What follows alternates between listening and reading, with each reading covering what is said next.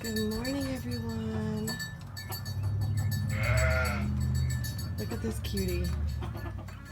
Getting everybody in the barn their breakfast, and he's just sitting out here waiting for his. Are you waiting for your breakfast? You're being so patient.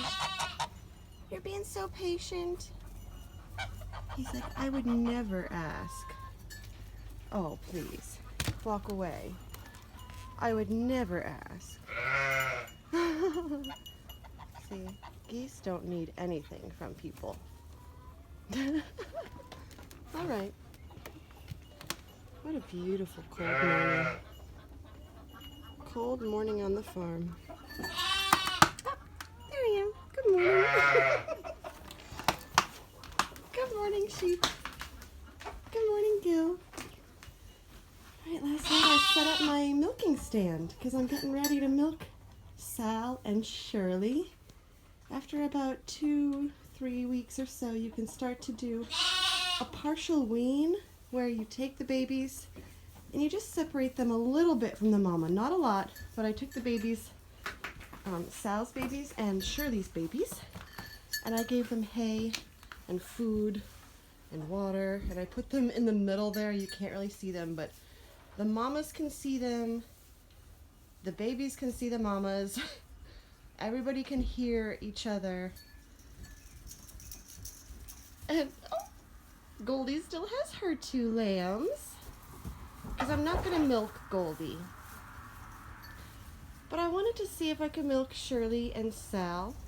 Shirley is Icelandic, is part Icelandic, so she's definitely a milking sheep.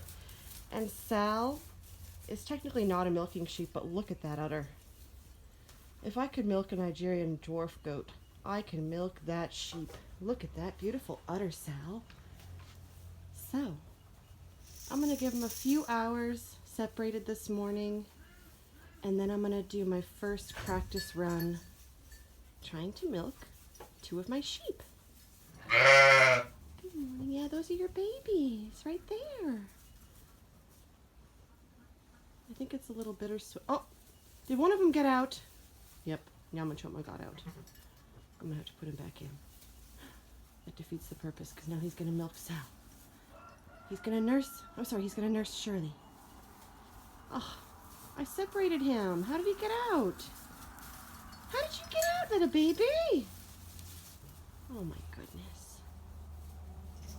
My book said that especially Icelandics, traditional to separate them from their mamas at 2 weeks. It's really young, but 2 weeks. They get really big, really fast. So you can do it at 2 weeks and then start milking those mamas. So, got my stand set up right here. And I'm ready to go ahead and start. My milking stand has a ramp, which the chickens really like, so I have to clean it off this morning because they slept on it last night. Jerks. But it has 2 little, these are just little sidebars so they don't fall over. So they feel comfortable when we're learning. It's just kind of like training wheels. And then at the side, at the front here, we have a little grain trough. And then this part here is where we put their little head. And then I can cinch their head in place with this part here. Cool. So that's my little milking stand. And we're going to give it a go today. I also have a few things ready to go in my milking area. I've got some wipes. I just use preparation wipes because they're witch hazel. Witch hazel is just nice and natural and good for their udders when you're cleaning them.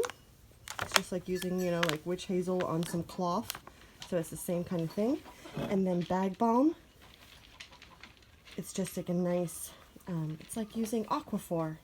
It's just nice moisturizing for their udders in case they get kind of dry. And then after you clean the udder, you milk them. You might want to give them a little bit of moisturizing, but after you're done, you use a little bit of this. It's called Fight Back, and you just spray it on.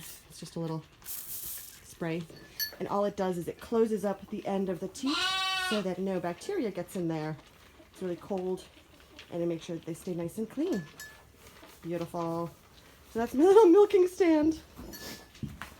But I want to show you guys something kind of cute this morning. It started with that one gander out here. There he is. Hi, buddy. Should I give you some breakfast? Okay, I'll start with some breakfast. give him some breakfast. Okay. Does not need this much, but this is what he's used to. When there are 8 geese, I give him a nice scoop. So I thought I had 3 ganders, but I'm noticing only 2 have been out recently. 2. 1, 2. Where's the third? And the other day when I showed you my 3 ganders, like 2 of them looked really like ganders. They had the big puffed chest and the crooked neck, and they looked like classic male geese. But one of them didn't really look like a male. So I think I know what happened. Auntie Kel was wrong. I have 8 geese. I think I have 2 ganders and 6 females. Because you want to see what happened? There's my little shed. Remember the love nest I showed you the other day? Oh boys, they're just walking right by. Look at them guarding their love nest. And I told you geese always hiss.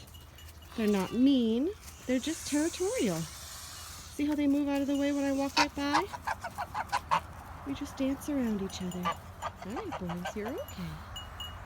Okay, slowly pander around. Here we go. Here's the mega nest I showed you. We had 2 geese on this nest the other day. Let's count how many geese are on this nest today. Let's see how many geese are on here. 1, 2. Oh! Is that number 3? Ladies! Is this a 3 goose pile? Are you all gonna hatch babies on the same nest? Oh my goodness. So lovely. So, there you have it.